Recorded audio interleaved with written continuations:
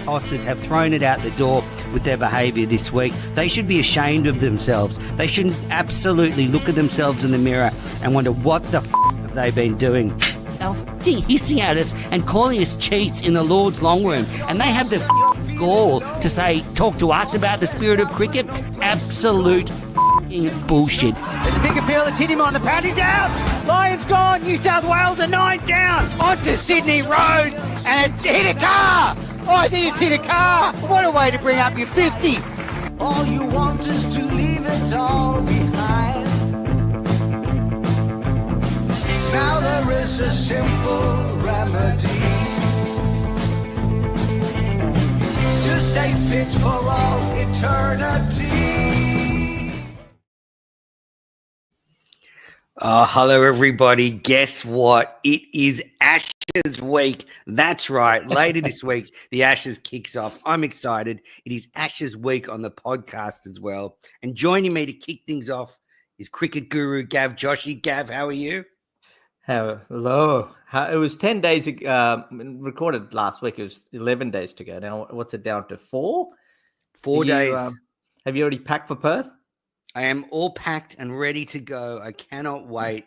The anticipation is building. People are saying this is the biggest build-up to an Ashes series ever. I'm surprised you found accommodation. I booked the accommodation a few months ago, but it's impossible to get accommodation in Adelaide. Yeah. Adelaide's very, very difficult. Brisbane, a little bit easier. And then Sydney and Melbourne, well, obviously you're in 2 big cities, but yeah, really looking forward to getting over there. Cannot wait. You know, just on that being the biggest Ashes series build-up ever, I can only really compare it to 2006-07 when England had won the famous 05 series and there was the rematch here. I think that sort of compares in terms of build-up to what we're seeing now. Yeah, you would think so. This is hype, created by Bazball, after the the Bearso incidents as well, and some of them are calling them finally the prickly poms. Look, it's just a fascinating contest, but you get that before every Ashes. There's always hope for England. You always feel, can they? If this happens, they can do well. But history shows in the last 15 years it really hasn't happened. They haven't won a Test match here for 15 years. So look. There, you can put your optimistic hat on, going, yes, this one will be different. But more I think about it, I can't, how can they win 3 Test matches? Unless rain plays a huge part and the pitches are flat, you're not going to get a 2-1 result. Fair? I agree. You'll get probably 5 results. Yeah. Well, yes. So that means England have to win 3 Test matches. I just can't see that happening. I mean, more I think about it, might get a draw, might get, rain interrupted and so forth, and you might get 2-2, but then Australia still regain the Ashes. So Australia to lose 3 Test matches at home. I mean, the last time it happened was, I think it might have been when England, and it wasn't just 3 wins, but 3 victories by an innings too. Can I just say, I've heard Crash and a few other people say, we haven't had a close Ashes series in 40 years. I'm sorry, but that's kind of bullshit. Like the 10-11 series was 1-1 going to Boxing Day, and then England kind of towed us up in those last 2. They weren't particularly close Test matches, but to say it's not a close Ashes series is ridiculous.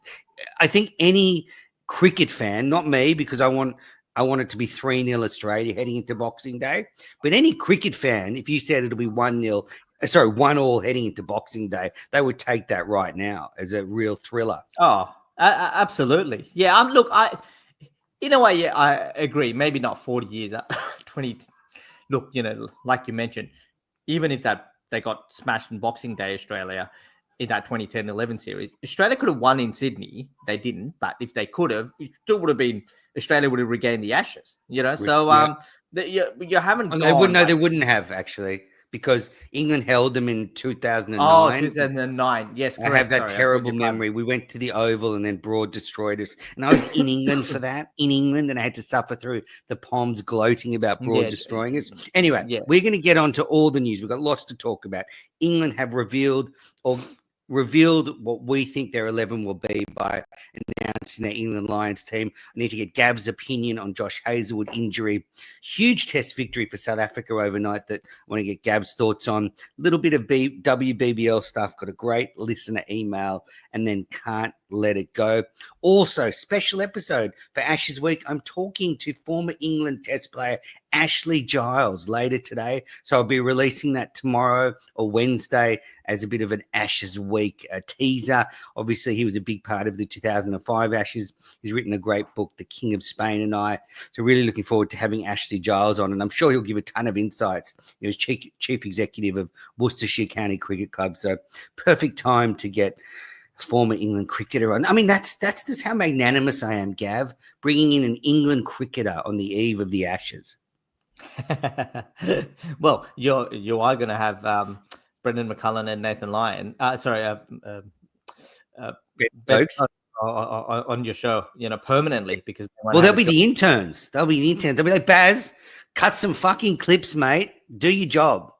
Stokesy, shut up. Honestly, Stokesy, shut up with that accent. I can't understand a word you're saying. All right.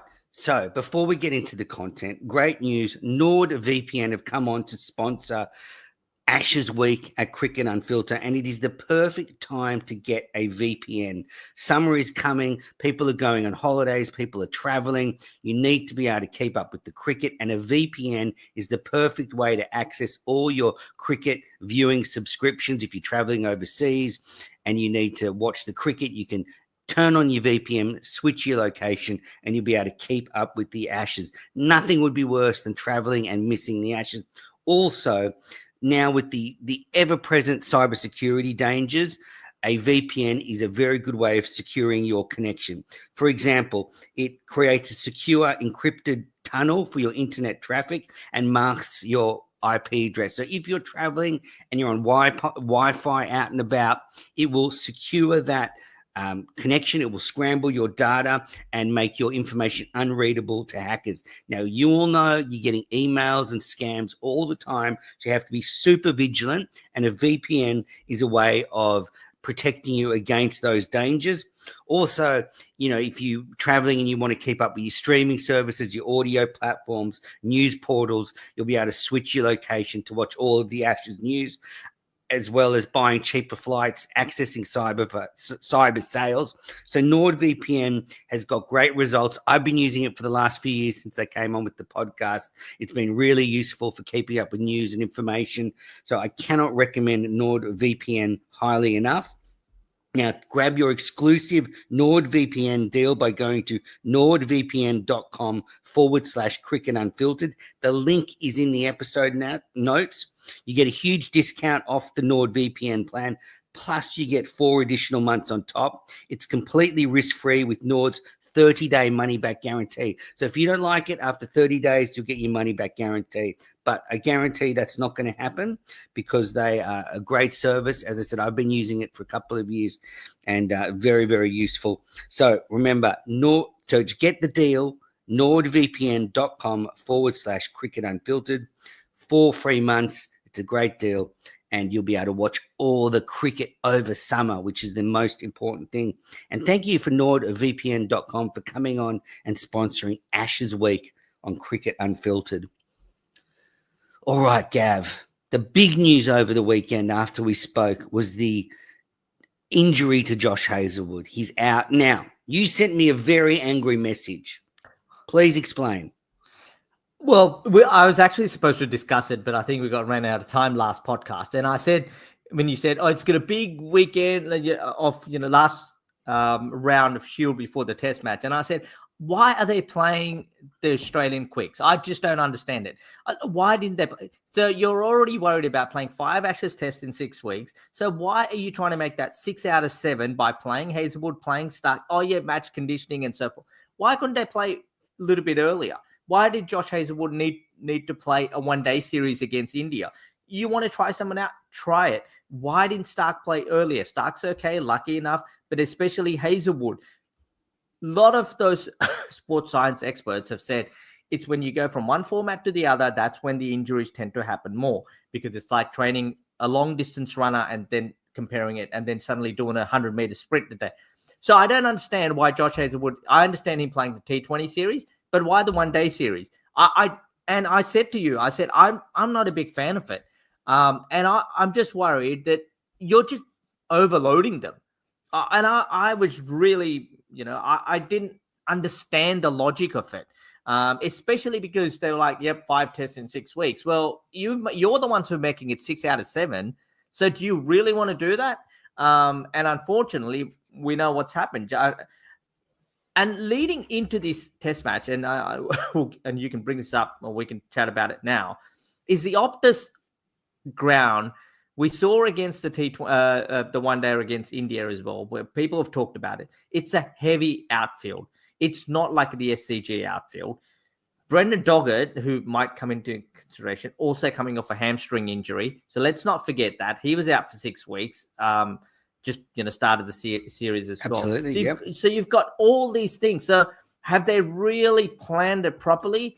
I don't think so. I don't think any of the fast quicks should have played in that Shield game. I really don't think so. I think they should have played a week before and then build up their workloads by in the nets. Now, the counter argument I've heard is they were worried what happened against India last year, where the bowlers weren't deemed match fit, and that's why they've gone and do it this year. So I understand that. So they've tried 2 different options. We've lost Hazelwood. Don't forget, Hazelwood also didn't finish the test match twice last year. One in Perth where he pulled up sore, and again in Brisbane he didn't end up. So I'm I'll say furious. I just found it baffling that they actually played in that. And what if something happened to Boland as well? You and I could get a run this week. Yeah, Smith was freaking out as that was going on in the Shield match, telling the opposition, can you just bowl Boland for one spell? But just on that, what do you think about my argument that I guess the positive is Hazelwood played in the Shield match and got the niggle, rather than say he hadn't played, he gets to Perth and he does it on the first or second day of the test match and we're out. He's out for the test match and we play the match one player down. Absolutely. I mean, I'm not against that. It's a good argument as well. Would you rather have him have it, in the build up to the test match or in the test match? So somewhere the workloads of, or it's just a matter of, Josh Hazelwood's body's just getting more fragile as age catches up with him. I agree, but I just felt he had to, tone his body a little bit earlier and then go into the Perth test match. But look, you've got a great argument there. You'd rather have it done now and have fully fit bowling lineup than, what happened last summer. Do you think this affects the way they structure the top order? Do you think they might consider now having both all-rounders? Because you can keep saying Green's fit, but the fact is Green only bowled 15 overs. So they will be expecting Green to bowl 15 to 20 overs in the test match, which if England keeps us out in the field for a day and a half, that's not much.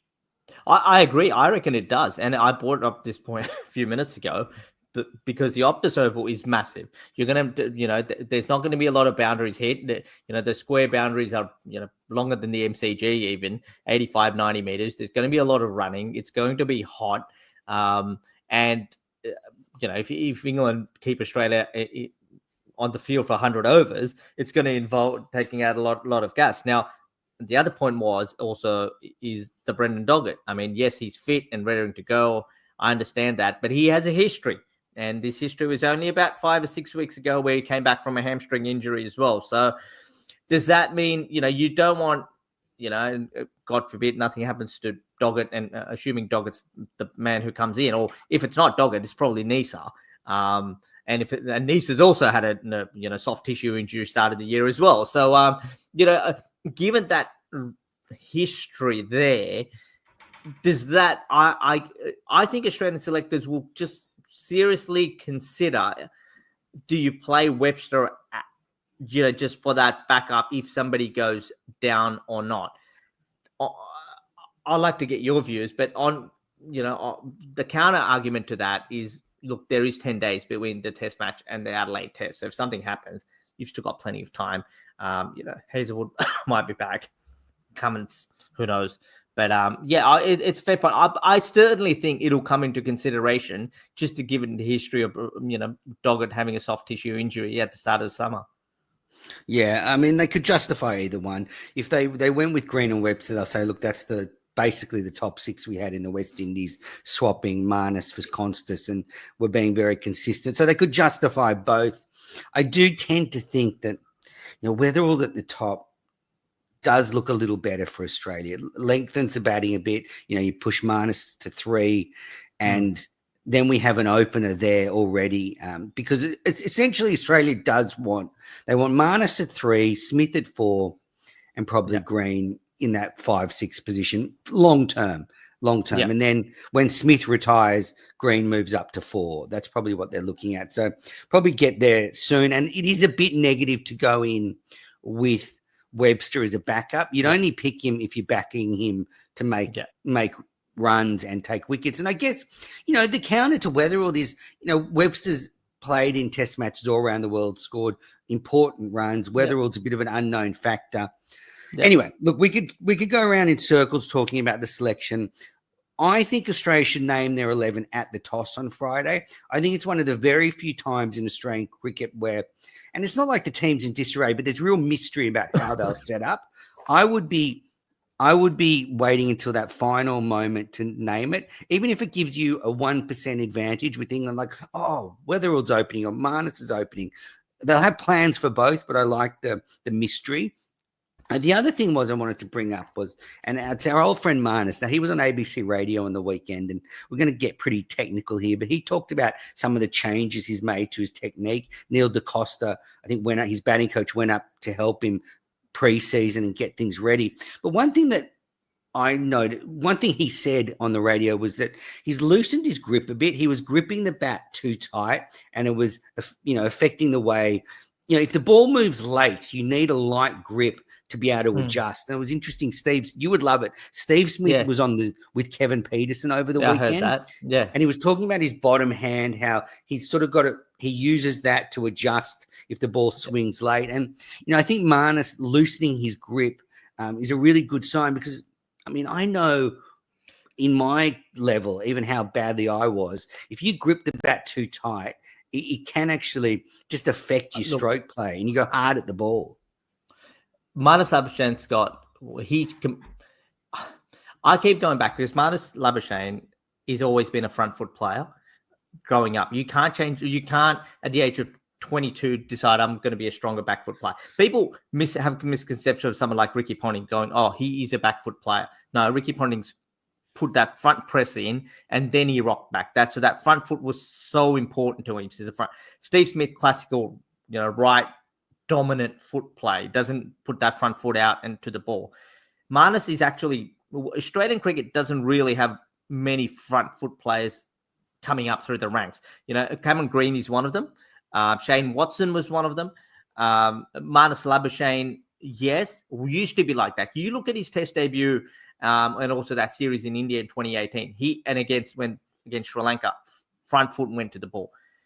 Front foot going to the ball, your left shoulder should go in. If you watch Marnus Labuschagne bat now, his left shoulder is never aligned to where the ball is coming from. It never is. So you're always going to come slicing across the ball. And he survived because his greatest strength is patience. And Stuart Broad has said it, other bowlers, because he can leave really well. But in terms of shot making, if you're not in good position with that left shoulder, you're going to slide.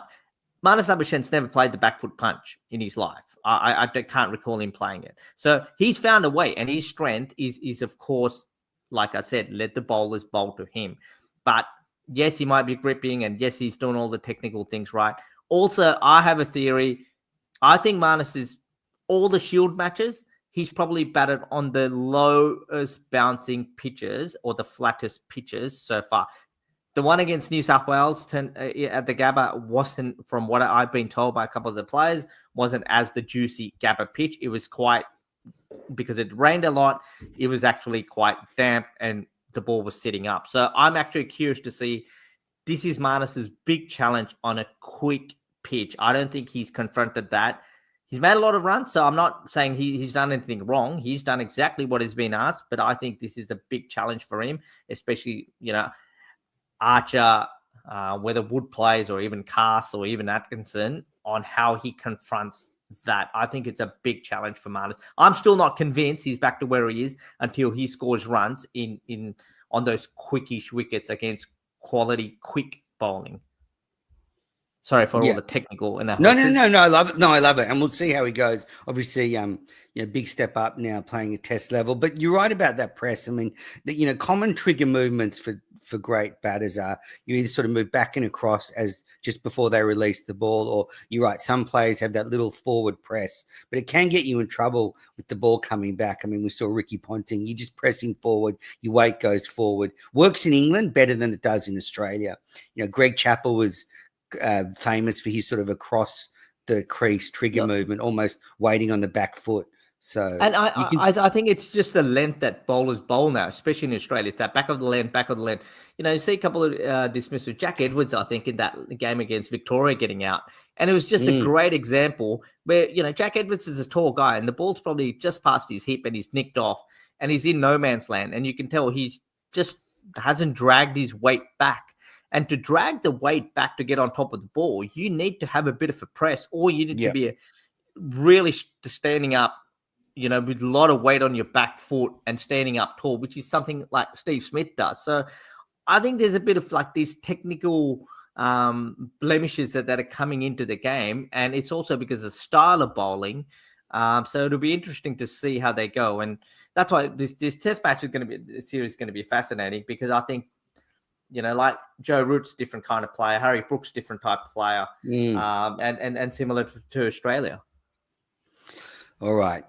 We're going to take our first break on this episode of Cricket Unfiltered. Then we'll be back. It's time to talk about England. We've focused a lot on Australia, but now I think England have shown their hand by revealing they had to name an 11 versus the England line, but it's very close to the Test 11, so we'll be discussing that after the break. You are listening to the Cricket Unfiltered podcast. It is Ashes week on Cricket Unfiltered. I'm Menas. I'm with Gav Joshi. And now it's time to turn our attention to the old enemy. I've got a few things that keep me up at night about the English, which I want to get to. But I guess the big news was in the England 11 versus Lions game, Mark Wood had a little hamstring niggle. It has said in the England management have said he'll be bowling and he should be able to play in the first test. But they said that about Josh Hazlewood a few days ago, and then he was ruled out. So you won't really know until Wood is put through his paces. So I guess there's a watch on Mark Wood. And, people have talked about this series being a series of attritional cricket. Well, we've lost Hazlewood, we've lost Cummins. Now Wood might be going down for England. I don't know who'll be left by the Sydney Test match, but it's not looking good. But let's just look at this England 11. So they've got Crawley and Duckett opening. We know what they bring. But then they've got Pope at 3, and it would appear he's staved off the surge from Jacob Bethel.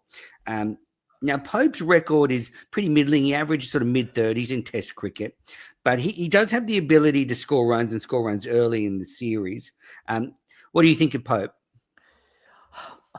He's never number 3. He's always been, even I watched him at his Test debut against India about 7 odd years ago. He's a number 5, but it's just, Joe Root. You would love this, You'd say, why wouldn't Joe Root bat at 3? Could you, as a Pommy hater, I'm sure you'd just go, help having a whinge, get up to number 3. But yeah, because of that, they've never had a number 3 ever since Trott sort of retired. So that's why he's been pushed into that. But they like him in the team. So I think, they don't want to upset anybody.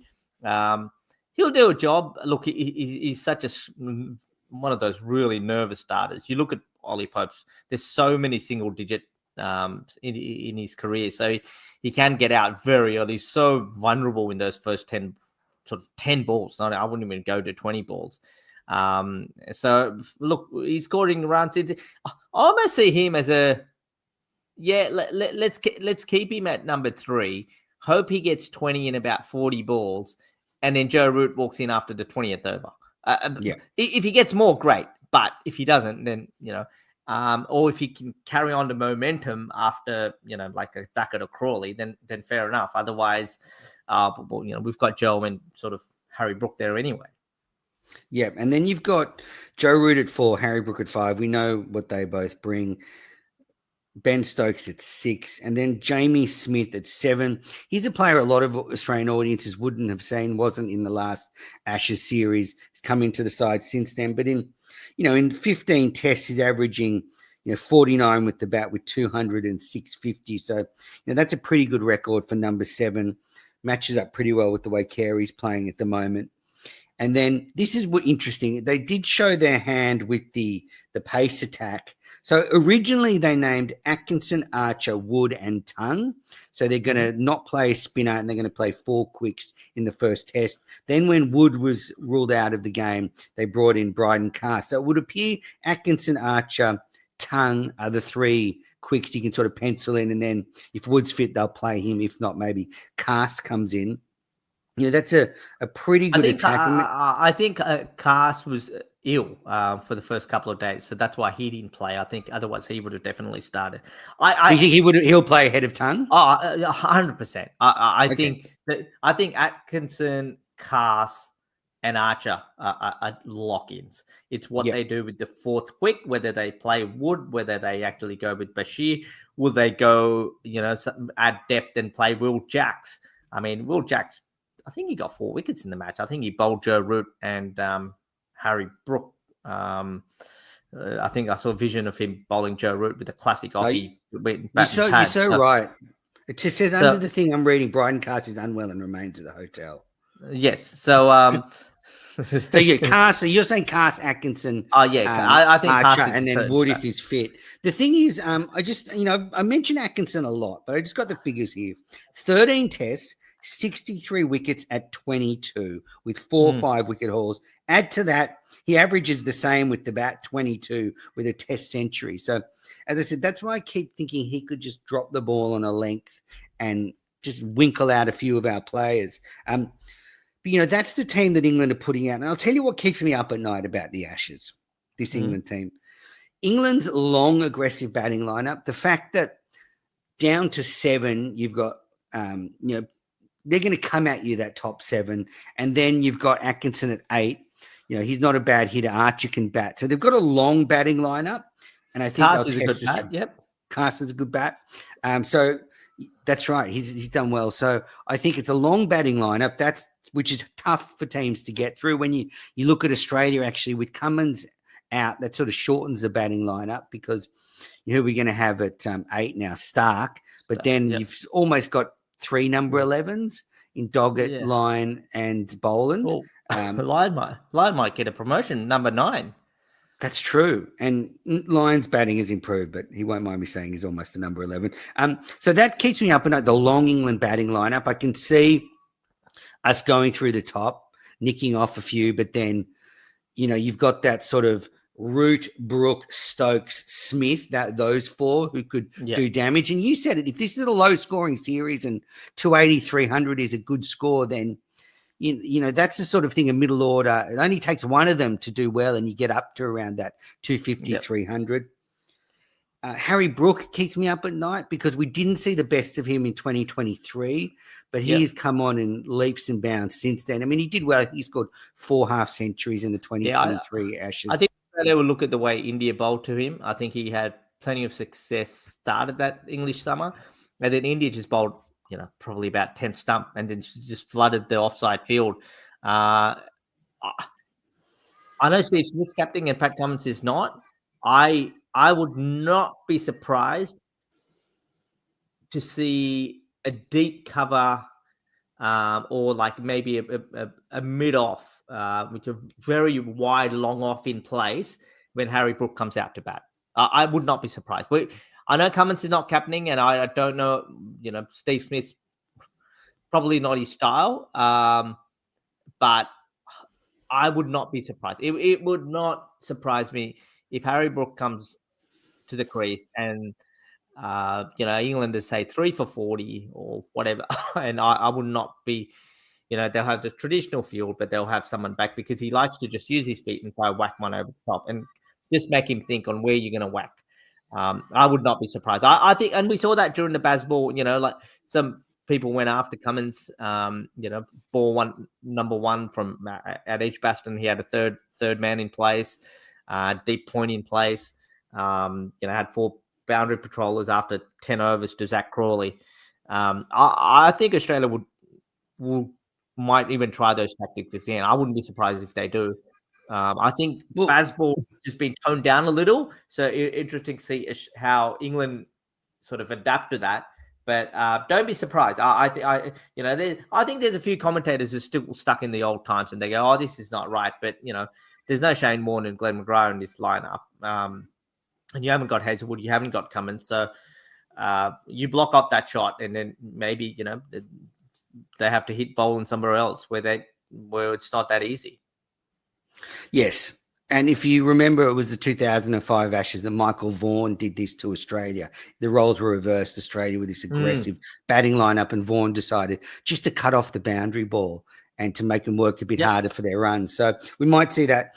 I like it. So that keeps me up at night. Obviously, Ben Stokes is the single biggest threat in this series, not just his performances with the bat or the ball, because if test matches get tight, he's one player that can perform in the hottest of pressure. We've seen it in World Cups. We've seen it in Ashes. So, if tight test matches go down to the wire and Stokes has the result in front of him and it's on his bat or ball, then I think we should be a little nervous because he hates Australia. I mean, he's desperate for revenge after 2020. He's Kiwi. He's Kiwi and an Englishman. You've got to hate Australia, right? Exactly. Yeah. So they're the things that really keep me up at night. Also, I guess, just on the Australian side of things, our top order, because it's a little uncertain, I just feel that if England can get in the match early by nicking off Khawaja or whoever he opens with, then it just opens the door with them. Whereas, in the past, Australia have had these, dominant opening partnerships in Ashes series. Think about Warner, Hayden, Langer, all these players that would really assert their dominance early. We don't have that this time. So that makes me nervous. I'm going to ask you, England's Bazball template has always been win the toss, unless even in likes of Pakistan, they've won the toss and bowled first, and then we'll chase 700 on day 3 or day 4 or day 5. That's to put it loosely, that's the attitude. If they win the toss in Perth, and do they? I think. Are you sure that would they adapt the same mentality in Australia? It's really hard to tell without seeing the pitch. But if we get a green top, I can see I can see England sticking Australia in and trying to unsettle our top order on a green deck because they might. I mean, that's what happened to India. They got the best of the conditions in the Perth Test last year. So maybe England could do the same. The only thing, I guess, that gives me a lot of positivity is, when England comes to Australia, they always get undone by the bounce. Yeah. And I look at this top order, and this is one for the Australian fans to hold hope. Crawley, he is such a candidate for nicking off all summer. The way he goes at the ball with a straight bat works in England where the ball doesn't bounce. But here, I can just see him edging those cover drives to slips over and over again. Duckett plays very square of the wicket, but it's easier when the ball's lower because it's easier to control. Now, the extra bounce in Australia, I guarantee Smith will have a couple, 3 points, 2 gullies, and I just wonder if it'll be catching practice. I mean, Webster and Green can cover about 100 meters in that area. Put the two of them together. So I just wonder, if the extra bounce will undo Duckett. Then you've got Pope, who you talked about before. Root never scored a century. Never scored a century here. Simon Kadich said on the radio today he doesn't think Root will make a ton this summer. So then we'll get Hayden running around naked of the MCG. And so the top 3 or 4, I think, could really be found out with the bounce in Australia. Brooke, I think, is a bit more of an unknown quantity because he's just going to go so hard. In Australia, if you go really hard, balls can fly everywhere. He's not quite as susceptible to the bounce. He's 6'5", so yeah. Yeah. But that's my positive for Australia. I think the bounce could get him. And not just with those nicks off. I think it's the short ball. I've talked about it on the show here.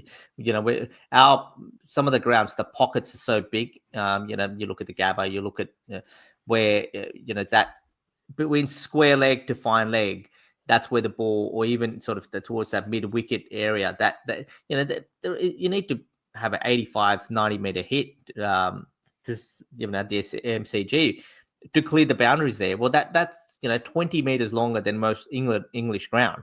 So, and the pull shot and all these guys, and I saw Jamie Smith hit a few over the park at Lilac Hill the other day.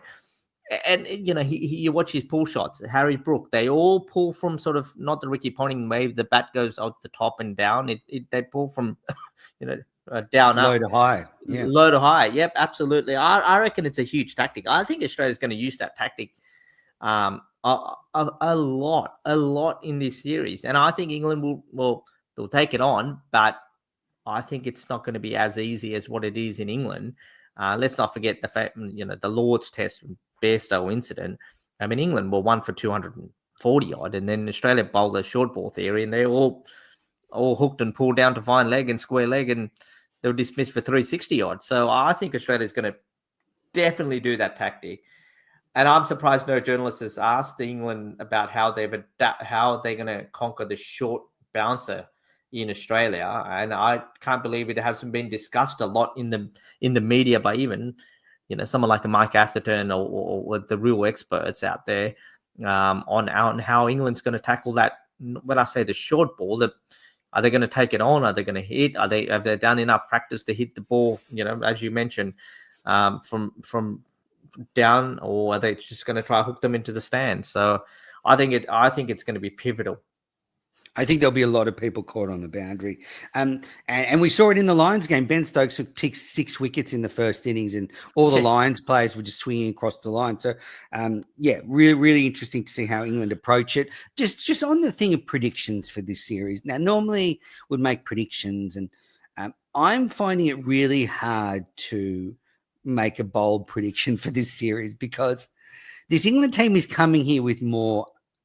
The Australian team has a few question marks, but I have a sneaky suspicion England is just going to revert to what they always are, which is fucking hopeless here.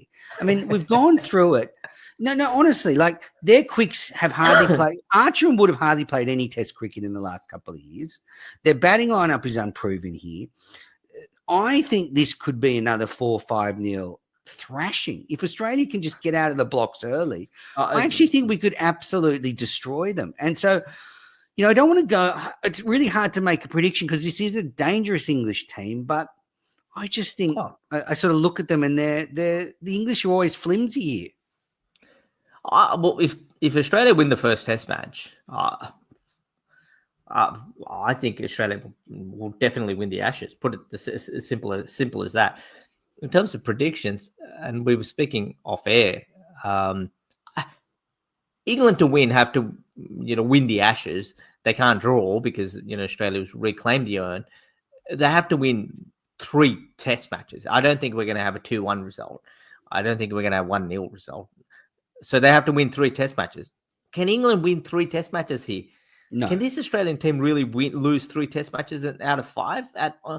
Our bowling lineup, yes, Cummins is probably going to be back for 2, and Hazelwood will probably play 2 or 3, and Stark and Lyon, and we've still got Steve Smith and Travis Head. I don't think there's been a lot of talk about Travis Head when there should be. They're still good players. Very good players. I can't see Australia losing 3 Test matches here. So I said it to you. Everything goes.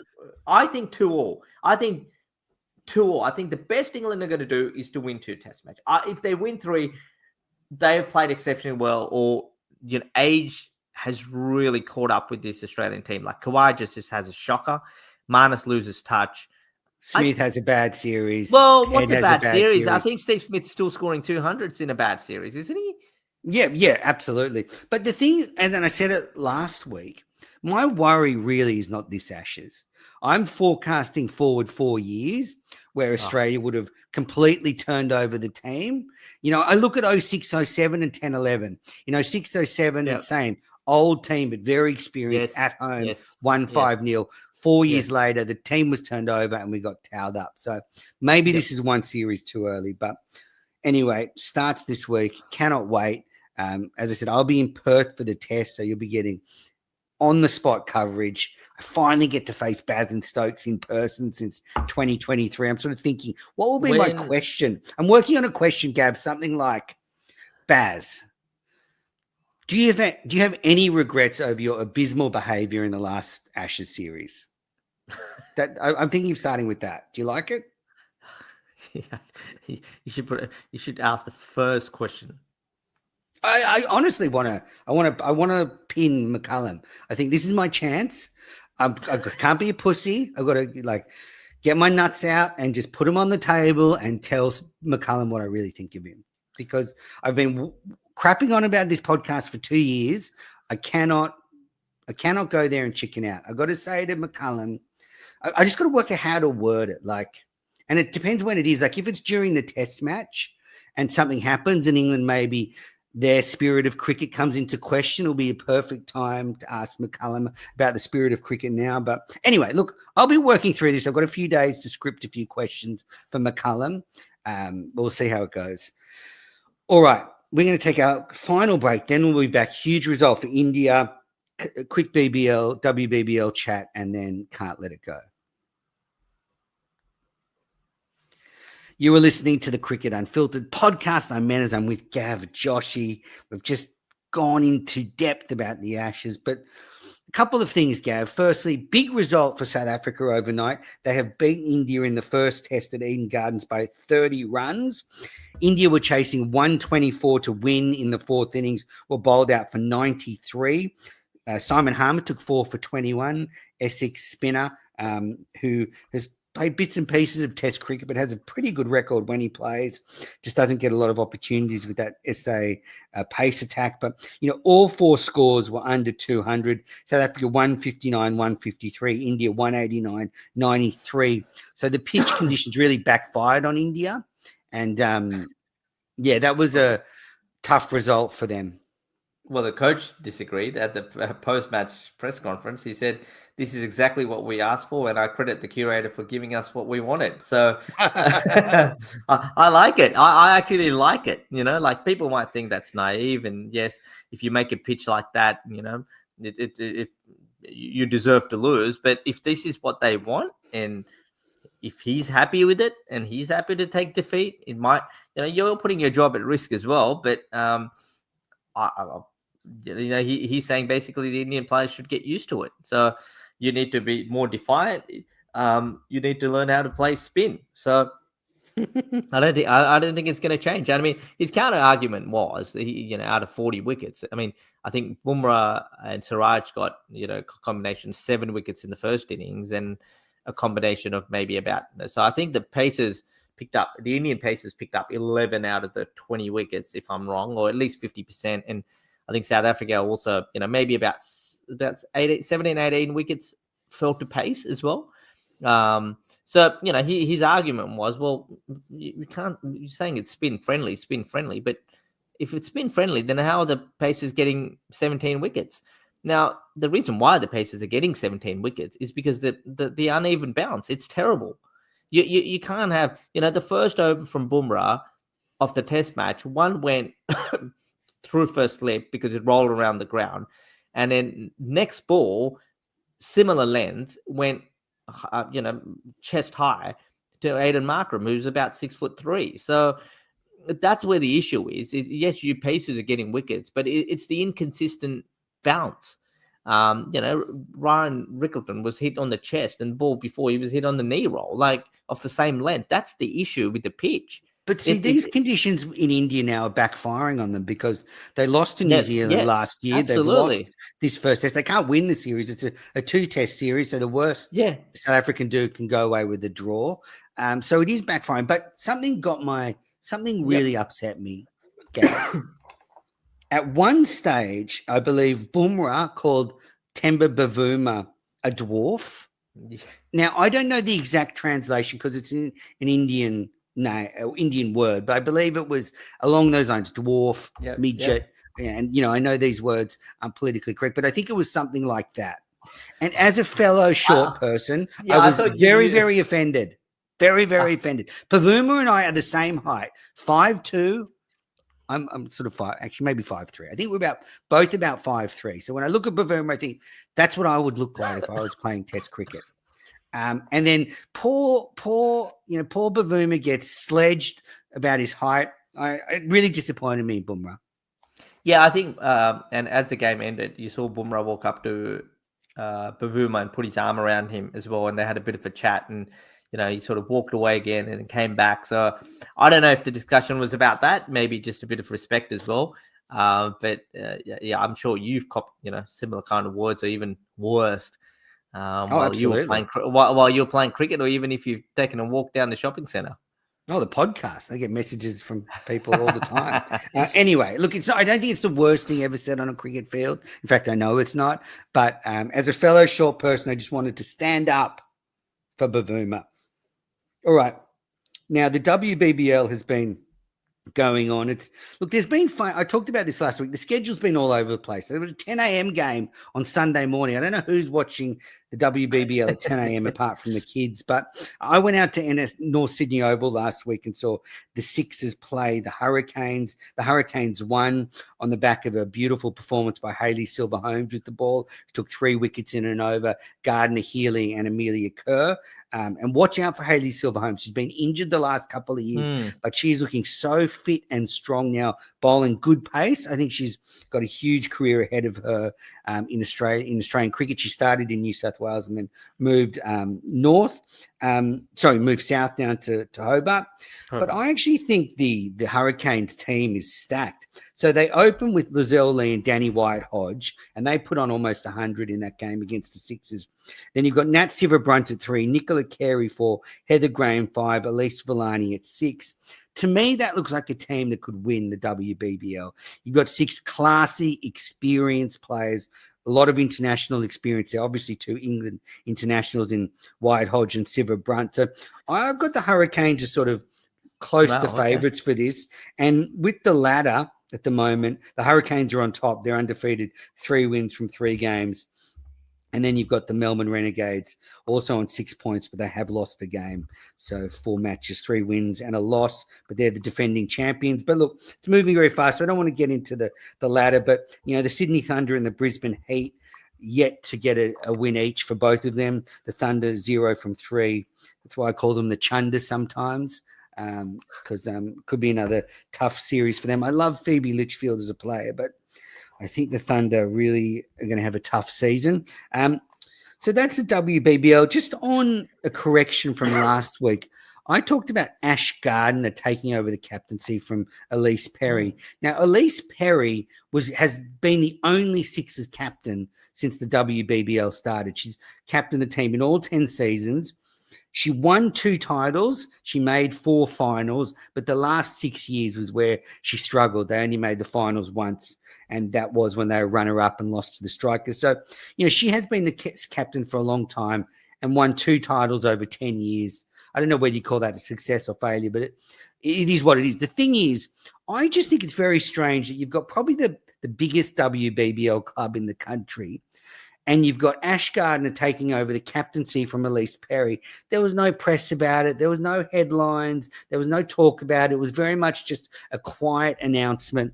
I spoke to the media department of Cricket New South Wales, and they said, they just wanted to keep it quiet, a very smooth transition. But, I think this is a significant moment in the WBBL. If you want the WBBL to be taken really seriously, to get promoted, you can't hide these type of appointments, because if you've got the longest standing WBBL skipper stepping down and being replaced by an Australian teammate, I think it deserves more press. I think you need to pay credit to what Perry's done to the Sixers. But this is a significant moment in the WBBL. So, I personally, who listen to this show, I promote the WBBL. I talk about it all the time. But if they're not going to talk about it, if they're not going to promote big things like this, it makes it very difficult. It's a good point. Yeah, absolutely. I mean, normally we get so many of those emails come through, and I mean, it wasn't until I think somebody was talking about when I was watching the Sixers game, and I was like, my first thought was, well, if she's not captain, then Alyssa Healy's captain. And then it's like, oh no, Ash Gardner's taken over the captain. So I actually had to sort of Google it and go, when did because I didn't know if Ash Gardner's ever captained before. So you're right. Like, or normally when an email comes through or some alert comes through, then you're like, oh, okay, this is a bit of a change. But yeah, even I was caught by surprise, and we are real cricket nuffies, and we get all the notifications and so forth from Cricket Australia. Absolutely. Anyway, congratulations to Ash Gardner. Probably the right time to make a change, but just a little strange the way it was done. It feels like a cover-up. Like, oh, we don't want to sort of announce that we're sacking Perry, because that's what happened. She was sacked as captain. So anyway, that's the WBBL. It is going on. Definitely lock into it now, and I can't wait for the climax of the WBBL. I'll be monitoring it while I'm taken over by Ashes fever. All right, we're going to get to Can't Let It Go. I got lots of great correspondence this week, lots of great messages from people. So thank you. I just want to shout out Tesh, who sent me a really long, beautiful email yesterday. Lots of cricket takes in there. But, I just want to read out his Ashes prediction is Australia are going to win 3-1. He thinks that England will steal a test match. He'll be rooting for Scott Boland to destroy the Poms once again. And he said, please keep making fun of those brainless, stupid moron Poms. So Tesh and I think alike. And then finally he said, Mr. Gorbachev / Mr. Menes. Now, I've never been compared to Mikhail Gorbachev. I did not see that one coming. Bruno. He goes, tear down that ODI cricket format once and for all, please. So I get the reference. Obviously, Gorbachev tore down the Berlin Wall. He wants me to tear down ODI cricket. But I got to say, it knocked me off my chair to be compared to Mikhail Gorbachev. Oh, well, yeah, you are starting a Cold War between Australia and England. And I'm losing my hair like Gorbachev, but I don't have like the birthmark or whatever Gorbachev had. Anyway, Tesh, thank you for writing. And thank you to everybody who's written in over the last couple of weeks in the lead up to this Ashes. Pip, Reed, so many great messages. I really appreciate them. Just remember, the T-shirts are on sale now. The Bairstow Walk T-shirts are flying off the shelves. The Moral Victory T-shirts are flying off the shelves. So the link is in the episode notes. Go and get yourself a Bairstow Walk T-shirt for the summer, an Unemployment Office T-shirt for Baz and Stokes. I can't wait to wear that one. Or you've got the Moral Victory T-shirt. So buy yourself a Cricket Unfiltered Ashes shirt. They're all in the Cricket Unfiltered store, and the link is in the episode notes. I think your first question to Baz should be, I host a podcast. It's called Cricket Unfiltered. If you lose the Ashes, given this is what you built to, would you resign and come and work for me on my podcast? I reckon that should be a question. Well, don't worry about the spirit of the game and all that stuff. I think that's what you really want. We don't care who wins the Ashes. You want them to come and work. I'll say to Baz, look, Baz, I know you'll be looking for a job at the end of this series. You go. Have you thought about getting into podcast production? Because I know you're based in Australia. Anyway, so thank you, Tesh. Thank you to all the messages. All right. Time to wrap it up with Can't Let It Go, that little bit of cricket news you just can't let go through to the keeper. I'm going to go first. Now, mine is, and I'm not a Joe Rogan listener, but I saw Russell Crowe was on Joe Rogan. And this is before all the other idiots started tweeting at him, talking about cricket. I'm just not as social media savvy as some people. I should have tweeted out the clip myself, but I watched it almost as soon as it came out, and not for any cricket talk. I just am interested in Crowe's new film, Nuremberg, where he talking about the trials after World War II. And within 10 minutes, Crowe is talking about Test cricket to Joe Rogan, which is fantastic. I'm going to play a clip here, and he'll talk about it. I've known for a while, but, Russell Crowe's cousins are Jeff and Martin Crowe. Russell Crowe comes from a rusted-on cricket family. He's cricket through and through. People in Australia will know he owns a rugby league team, but he loves his cricket. Have a listen to him talking to Joe Rogan. Then you have the Test match. And this is what I grew up with. It's sort of been dialed down a little bit now because they brought in shorter forms of the game. But the Test match is between two countries, and it's played over 5 days. And the idea is that both teams have to bat and bowl twice, and the result will be whatever it is at the end of 5 days. 5 days. 5 days, man. 5 full days. And they start, and then they have morning tea, and then they have another break. They have lunch, and then they have afternoon tea. And if it's really hot, every now and then somebody will walk out and give them drinks. You know, it's very civilized. My cousin Martin was a great cricket player. He was the captain of New Zealand. My other cousin Jeffrey was also a captain of New Zealand. So I kind of grew up in a cricketing family, and it was one of the pathways for me. There was, potentially play cricket, but when you've got two of your cousins who are as good as they were, it's a very crowded room. So how am I going to make any kind of statement here when one of them, Martin, at his peak, he was called by Sports Illustrated, I believe, the Michael Jordan of world cricket. Wow. I mean, that's fantastic. I knew that Crowe was related to Martin and Jeff Crowe, so it wasn't a surprise to me. But, Martin Crowe was a beautiful player, one of the most elegant right-handers of the modern era. The way he stroked the ball, and that 1992 World Cup was his kind of renaissance. But I wonder what sort of player Russell Crowe was. It'd be very interesting. I'd love to see him play cricket. Might have to Yep. Go on. No, go for it. Might have to go to New Zealand and look at a few scorecards.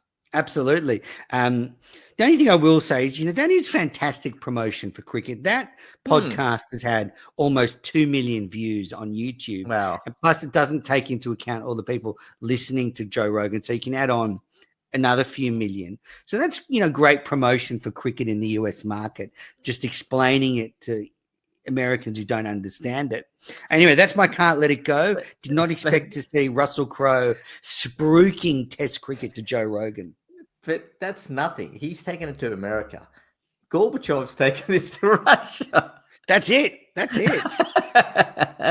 You're going to take this to Russia. That's just amazing. Do you think you and Vladimir Putin can you get him on the podcast and tell him about cricket? I mean, surely, he loves a battle. So I'm sure he'll love a 5-day battle. It's attrition. It's like war. So well, we know Putin likes wars. All right, Gab, what's your can't let it go? My can't let it go. Well, while the India-South Africa Test match was going on, and Shubman Gill, I think, got injured because he sprained his neck, had to go off, and Sean Pollock was talking about, and Cricket Australia brought in that rule, and then we saw it at the SCG and said if a player is injured, he can be replaced. I don't like that. I hate it. You've got sports scientists there. You've got everyone. You've got, load management. It's played a role. Soft tissue injuries, if someone's fit and someone's not. No, I don't like it. I just can't let it go. Mate, if you're not fit, then don't go play a test match or get through it. Brave it through. We're just becoming too soft. Concussion's fine. I understand that's different. But an injury, and this is a soft tissue injury. It's got nothing to do by hit by a ball or anything. And let's face it, a cricket ball's it's hard. It hurts. But a soft tissue injury, if you sprained your neck, you're running it through. I mean, then why did we get rid of runners? Bring the runners back. Faking injury, bring a runner back. Then Arjuna Rantunga, we used to take a runner every time, and then you change. But what do you think? No. What do you think? No. What the way it's worked in the Sheffield Shield with the injury subs? Do you think it's worked? Well, I just don't agree with it. No, I don't like it.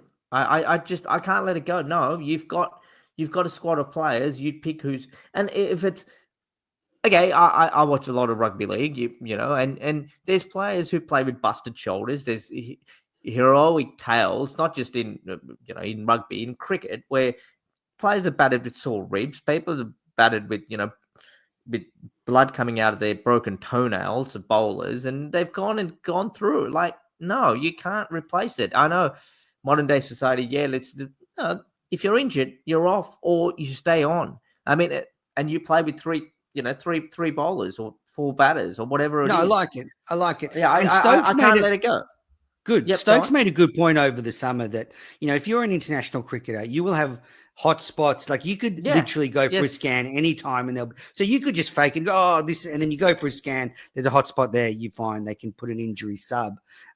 So yeah, I do agree that it's very hard, and the only way to get around that is you'd have to scan every player before every game No. to have a base level I scan, mean- and imaging places would make a fortune, but cricket would go broke. I mean, so- and Sean Pollock said, "Oh, if you fake an injury, then there's got to be mandatory rules. You can't play first class cricket for the next 2 weeks. How's that matter? No, it doesn't. It yeah, doesn't. what if about it's a test match and the Ashes No. are on the line? Doesn't matter about the next 2 weeks. So Yeah, exactly. It doesn't matter. So I just can't let it go. I think it's just a pointless I argument. like it. Good one. All right, good way to finish, Gab. Well, thanks for joining me on Ashes Week. I'll catch up with you over the next couple of weeks. Listeners, thanks for tuning in to this episode of Cricket Unfiltered. Remember, NordVPN link in the episode notes. If you sign up for NordVPN, use that link so they know it's come from us. Get your T-shirts from the link in the show notes as well.